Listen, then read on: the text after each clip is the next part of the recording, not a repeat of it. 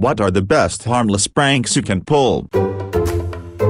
Another good one that works on the same premise is to make a new folder on the desktop, name it something embarrassing, then print screen and set that as their background. They'll spend ages trying to figure out how to delete this random porn folder that appeared on their desktop, not realizing it's part of the background. Sometimes I buy people's stupid listings on my country's version of eBay and get it sent to my friends' houses. The last thing I bought was some guy's very well-worn, used underwear, and I got it sent to my friend's boyfriend. Best $5 I ever spent. I find it twice as funny thinking about how this dude selling his dirty used underwear now thinks there's a real market for it. Reminds me of the time someone put a hot dog in my purse at a party, and I just realized this sounds really NSFW, so let me rephrase. Someone put a frankfurter in my handbag. That's not much better. Oh well, I still laugh about that. The guy who did it eventually fessed up, though. Would have been funnier if I never found out.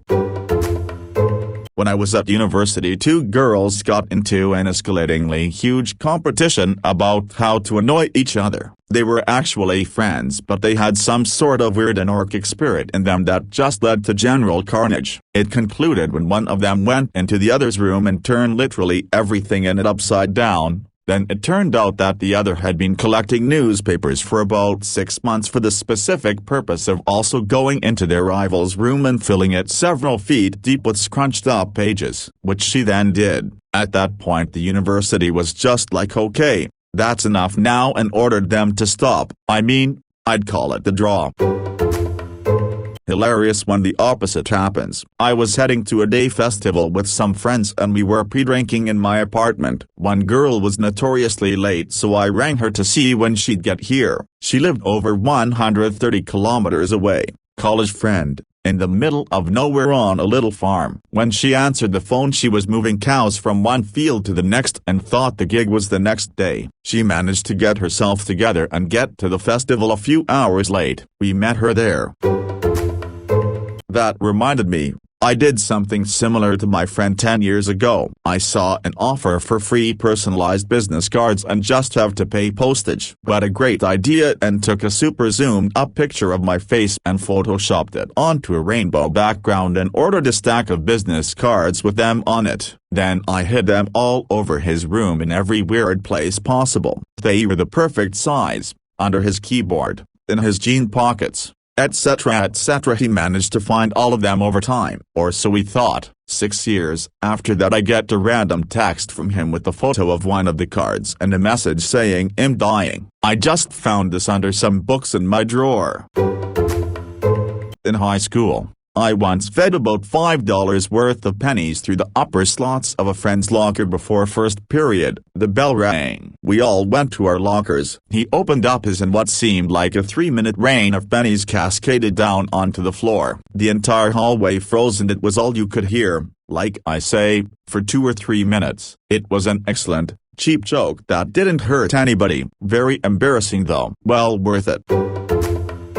We're lucky enough to have the double sink situation in our bathroom, so I get my side and my so has theirs. I have significantly more on my side. One day I left one of my magic skin concoctions in the middle of the counter and I noticed he moved it to his side, even though it was clearly mine. Tried it the next day and he did it again. So of course I decide to see how far I can take this. Every day I would take one of my items and put it closer to his side. And every day he would pull it all the way to his side to tidy up. I eventually got all my items on his side, including the coup de grace ... the extra large hairspray bottle. But then he caught me in the bathroom giggling and looking at all my stuff on his side and he was like, "What is all this doing here?" It was oddly satisfying while it lasted. Filling a room / backpack / whatever with a lot of the same object, usually something small and weird. For example, I read a story of students who did their senior prank to their principal by having everyone shake his hand and hand him a small plastic camel. So by the time they were done the guy just had a lot of plastic camels. Similarly, I've also read a story of someone filling a room with a lot of rubber ducks. I've done something like the rubber duck one at my office, but not filling up a whole room. It was more just leaving rubber duckies on random people's desks at work. I worked swing shift at a call center, so when I first got around 2 in the afternoon, and the office would be full, but by time I left there would just be a few people in who worked nights. So before I left, I'd walk by a random desk and leave a small rubber ducky on it. Eventually people got to talking about the random rubber duckies showing up. Never did get caught. But I'm sure some suspect me because after I left for a deployment through the reserves, the rubber duckies stopped appearing. Lol. I need to start doing that again. My family has a portrait of an ancestor of ours that was painted by a fairly famous painter hanging up in their dining room, so I found an electronic copy of the painting online and did some quick photoshopping to switch his face with my own. I got the edited painting printed at Staples and replaced the original one night. Then I just sat back and waited till someone noticed. Smile. I love it. At university one year, one shared an on-campus apartment with 3 of my friends. One was in an extracurricular group and there was a guy in the group that she had a huge crush on. He happened to have his picture in the school paper at one point, so my other friend, Rumi, and I collected a ton of newspapers and put his photo in every picture frame we had in that apartment. A large amount. She noticed them after maybe a week if I recall correctly, and we had a good laugh. We removed them all once she noticed because she was hosting an event for the group at our apartment. Except later that night when they all went home, we noticed we missed one. We're very sure no one else noticed, but there's no way to be 100%. When I was in high school, my buddy did something like this. His house had small portraits of every family member on one wall. They were in separate frames. Once a month he replaced one photo with a picture of a famous, infamous dictator, fascist. He first replaced himself with Stalin, then came Kim Jong-un and eventually Hitler. He was able to replace every photo. It took months for his mother to notice. I don't know about harmless, but when I was young we stayed at a friend's house and swapped all the pots and pans in the kitchen and the towels in the linen closest. We proceeded to deny doing it. A few weeks later we swapped the canned goods in the kitchen with the dish cabinet. Again we denied doing it. A week after that we swapped the pots and pan with the dishes. Harmless. Until his mom went to a doctor thinking she was getting dementia. So your mileage may vary. I don't have a specific prank, but rather a rule for all pranks. It's only a prank if both parties are laughing afterward. For example, if someone asks you to take their photo, start taking photos immediately and make sure you get some good shots. Then when it's time for the posed shot, take one with everyone's head cut off. They will initially be startled, but then you can show the 20 other candid photos and all will be well. In my high school, the janitors would wipe the blackboard with very wet towels at the end of the day. My class decided to pull a prank on a very timid teacher by dragging our hands and writing cryptic messages on the board before it dries, so that it'll disappear until the teacher wiped off the words the next day. I'll never forget her panicking face. Edit /u/mercent_pro/u/walshy2312331. I don't know the exact mechanism from the whole thing, but I think when you touch the blackboard before it dries, it leaves the area uneven with a bit of grease from your skin. When the whole thing dries, it is not very noticeable cause your skin doesn't produce extreme amount of oil. The chalk eraser drags over the surface and normally it will spread the dust all over, but now it will skip over the handprints you left before. I play Minecraft, and my sister and I pulled a great harmless prank on my dad in our family realm. We took all his items out of his chests and placed a bunch of chests floating above his house, just high enough that he couldn't reach them by jumping. Then we filled each chest with exactly one item in each inventory slot. No stacking at all. We placed blocks above each of the chests so that he couldn't just build up and open them. We couldn't contain our laughter when he logged on and saw it. It took around an hour, but it was so worth it. A gaming buddy of mine took note of where I was when I logged off, built a house around the area and filled it with chickens. It slightly backfired when I logged back on and couldn't move. I also couldn't hear anything over the overwhelming cacophony of cluck cluck cluck cluck. My friends and I had a server we'd play on, and it was impossible to get anything done because every time you'd turn around, someone would completely fill your house with dirt, or one friend would damage my house and replace the broken blocks with random shit. I'd have a log cabin, but the next day one wall would be made of watermelon. A supervisor and I would go back and forth with pranks on each other. You never knew when it would happen, but you always knew who it was. Well, one night, I came in with some zip ties and a car horn that I had prepped earlier, wired up, 12V plus and ground, to a trailer plug. I zip-tied the horn inside the front wheel well and ran the wires back neatly, and plugged it into his trailer plug on his truck. Morning comes, end of his shift. He puts his foot on the brake to start up his truck and this horn is blowing loudly. Pops the hood, can't figure it out, and he's scrambling to get out of there as he's already late to pick his wife up from her work. Drives clear across town in morning rush hour. And every time he hits the brakes, this horn is going off. Finally picks her up, tells her he's too tired to drive the 45 minutes back across town to pick their daughter up from her parents' house. By the time they arrive, she's so livid and pissed off at the situation, that finally he tells her to pull into his buddy's mechanic shop. This mechanic crawls all under his truck, clipping my zip ties from the front to the back, unplugs it, and hands him the whole thing, laughing his ass off. The mechanic got a good laugh. As for my supervisor, not so much. Get a cheap wireless mouse and plug the dongle into a rear USB port of a coworker's computer. Give the mouse an occasional jiggle when you're bored and need some amusement. For even more fun, flick the mouse gently whenever they try to click an icon. Make sure to only do it sporadically. Let them go weeks thinking the problem is fixed before starting up all over again. Or, if your desks are together and face each other, you can plug in a wired mouse, put the mouse on the floor, and nudge it with your foot for the same effect.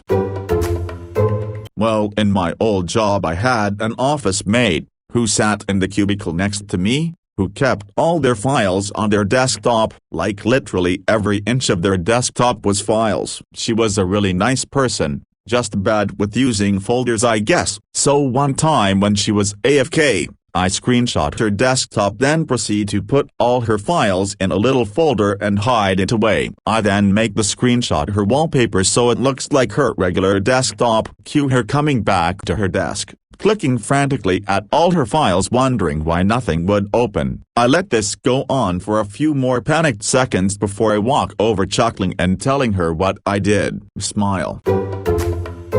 Put googly eyes on everything. Everyone gets a good laugh. Entirely harmless. Seriously, though, a lot of the pranks people are posting can be a lot more harmful than you think, especially if you're not super certain how the person will react. Messing up someone's workstation is hilarious when prank warring between friends who you're certain are okay with it. But I've seen that sort of thing go horribly wrong when someone's rushing to get on a call for an important emergency meeting, or they're just really stressed out about something the pranker didn't know about. Truly good harmless pranks give everyone a good laugh without actually inconveniencing anyone or stressing them out. I had a friend who, in elementary school, would duplicate that screen at the end of PowerPoints. You know, the black one that says slideshow ended. Click to exit. Yeah, that one. She'd meticulously get the font and size and location just right and add an extra 10 or so slides. So when the teacher went through the slides in her presentation to the class, and then said teacher tried to click to exit, it did not exit. She thought it was broken, and my friend and I just about died laughing.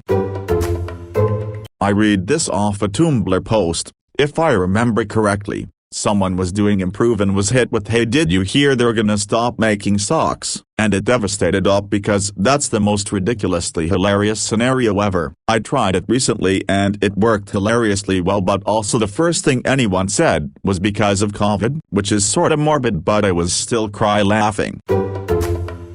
Around here you can go to stores and get their old bread. The amount of waste is ridiculous. You gotta sweet talk them, but it worked. We then got dozens of loaves and filled a buddy's car full of bread at school. Like took them out of the bags and stuffed his car full of bread. My favorite prank to date.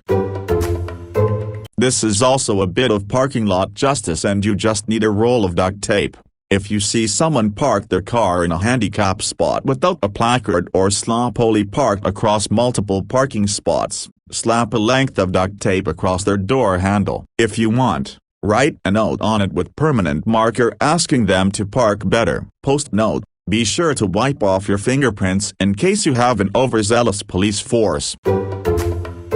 Prank 1. Move the stuff of your friend or whoever you live with around just a little. Start small, like moving the cereal over just a little bit, and then go up more. So if it takes them a week to notice, move the cereal across the whole counter and see how long you can go without getting caught. Prank 2. This one is not nearly as cool, but it's decently funny. Hide a sticky note somewhere in your friend's room with the date of the sticky note on it. The sticky note should say something along the lines of, "This sticky note has been here since insert date and it took you _days to find it." If this is someone who doesn't clean their room often, it can take them months to find the sticky note. It makes them feel either proud because they found it quick, or they laugh at themselves for taking so long to find it. A friend and coworker went on vacation but left his toolbox unlocked. Dun dun da. I went and bought a bag of 200 little plastic spiders, hid them all throughout his toolbox. He finally found the last one inside his welding gloves months later. He thought it was hilarious. He wasn't at all afraid of spiders. In fact, he kinda obsessed over them. He even had pet tarantulas at home. I wouldn't suggest doing it to someone who was afraid of spiders though.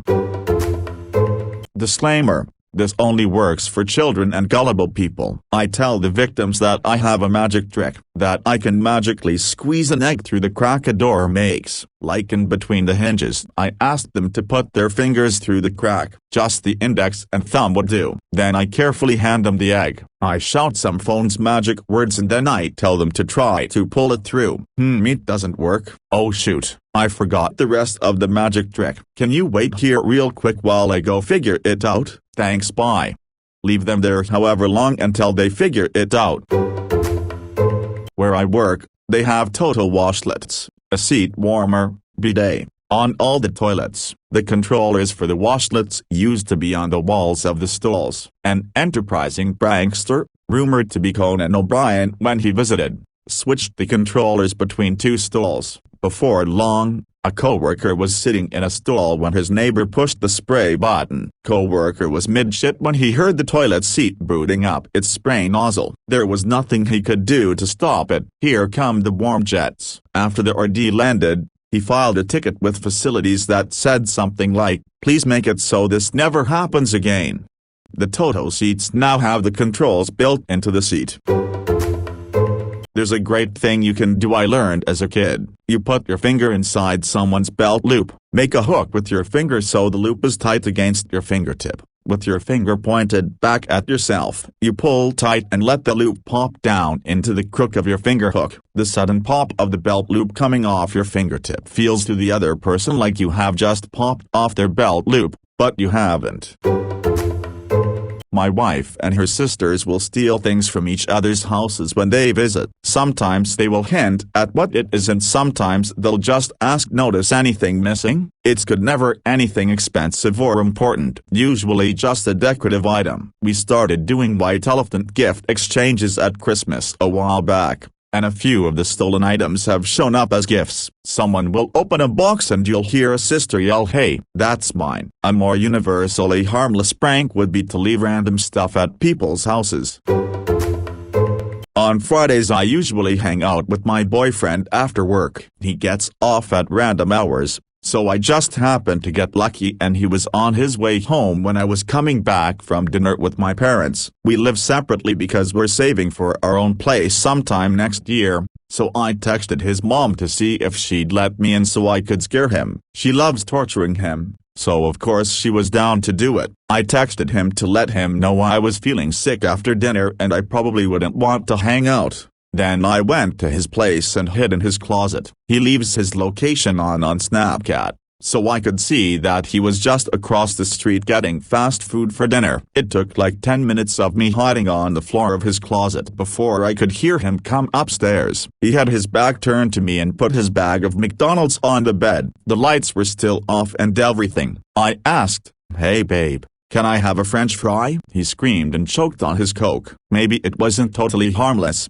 but he was fine after he coughed for a few minutes. Apparently there's nothing more terrifying than hearing your girlfriend ask for a French fry from the darkness of your closet after a long day at work. Also, yes, I did eventually steal myself a French fry. It was delicious.